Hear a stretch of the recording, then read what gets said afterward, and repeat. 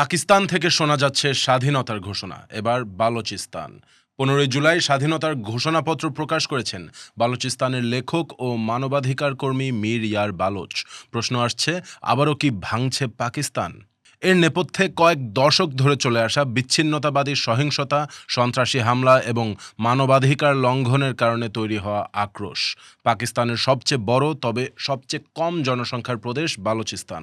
খনিজ সম্পদে ভরপুর এই অঞ্চলে বিচ্ছিন্নতাবাদী সংঘাত নতুন নয়, বরং পাকিস্তানের স্বাধীনতার পর থেকেই তা হয়ে আসছে। 1958 সালের সরকারের ওয়ান ইউনিট স্কিমের বিরুদ্ধে নওয়াব নওরোজ খানের অধীনে সশস্ত্র বিদ্রোহ হয়েছিল, যা দমন করেছিল সরকার। 1960-এর দশকে পাকিস্তান প্রথম সামরিক শাসনে আসার পর বালুচিস্তানে রাজনৈতিক ও গণতান্ত্রিক অধিকারের জন্য একাধিক আন্দোলন হয়েছিল। 1973 থেকে 1977 সালে বালুচিস্তানের বিচ্ছিন্নতাবাদীদের সাথে পাকিস্তানের সশস্ত্র বাহিনীর 4 বছরব্যাপী সংঘাত হয়। জেনারেল জিয়াউল হক আত্মসমর্পণকারীদের সাধারণ ক্ষমার বিধান করলে এই সংঘাত শেষ হয়। এরপর 2005-এ বালুচিস্তানে পাকিস্তান সেনাবাহিনীর এক ক্যাপ্টেনের বিরুদ্ধে এক সরকারি কর্মচারীকে ধর্ষণের অভিযোগ ওঠে এবং এ ঘটনার বিচারের দাবিতে যে আন্দোলন হয় তা সহিংসভাবে দমন করে সরকার। এর থেকে আবারও বাধে সশস্ত্র সংঘাত।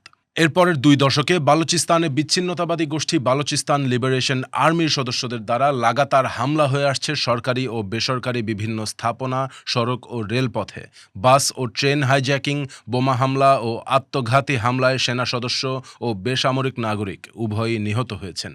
পাকিস্তানে চীনের নানা প্রকল্প বিশেষভাবে টার্গেট করেছে বিএলএ। আল জাজিরার এক প্রতিবেদনে লেখা হয়েছে, বালুচিস্তান থেকে প্রাকৃতিক গ্যাস ও খনিজ সম্পদ উত্তোলন এবং পাকিস্তানের সাথে চীনের $62 বিলিয়ন অর্থনৈতিক চুক্তিকে বালুচিস্তানের মানুষ দেখে এক ধরনের আন্তর্জাতিক শোষণ হিসেবে। বিএলএর মতো সশস্ত্র গোষ্ঠীরা তাদের এই যুদ্ধকে ঔপনিবেশিক শোষণের বিরুদ্ধে ও জাতীয় মুক্তির পক্ষের লড়াই হিসেবে দেখছে বলে লেখা হয়েছে আল জাজিরার ওই প্রতিবেদনে। এদিকে পাকিস্তানের সেনাবাহিনী ও আইন শৃঙ্খলা বাহিনীর বিরুদ্ধে বারবার বালুচিস্তানে মানবাধিকার লঙ্ঘনের অভিযোগ উঠে এসেছে।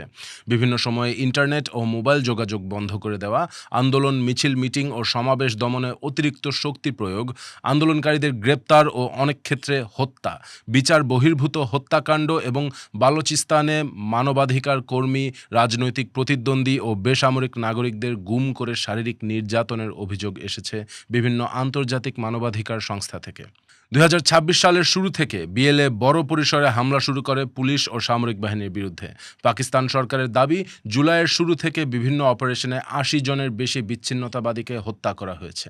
আরেকদিকে আফগানিস্তান সীমান্তেও সংঘাতে জড়িয়ে আছে পাকিস্তান। এরই মধ্যে 15 জুলাই আসে বালুচিস্তানের স্বাধীনতার ঘোষণা। ঘোষণাপত্রে বলা হয়, রিপাবলিক অফ বালুচিস্তান তার জাতীয় পতাকা, জাতীয় সঙ্গীত মা চুক্যান বালোচানি ও নিজেদের মুদ্রা বালোচি ফালুস গ্রহণ করেছে। আন্তর্জাতিক মহল থেকে সমর্থন ও স্বীকৃতিও চাওয়া হয়েছে এই ঘোষণাপত্রে। তবে এখনও কোনো বিদেশি সরকার থেকে কোনো সমর্থনের বার্তা আসেনি। পাকিস্তান সরকারও এ বিষয়ে এখনও নীরব। এ বিষয়ে বিস্তারিত বিশ্লেষণ পড়তে পারেন আমাদের ওয়েবসাইটে, লিংক দেওয়া আছে কমেন্ট বক্সে।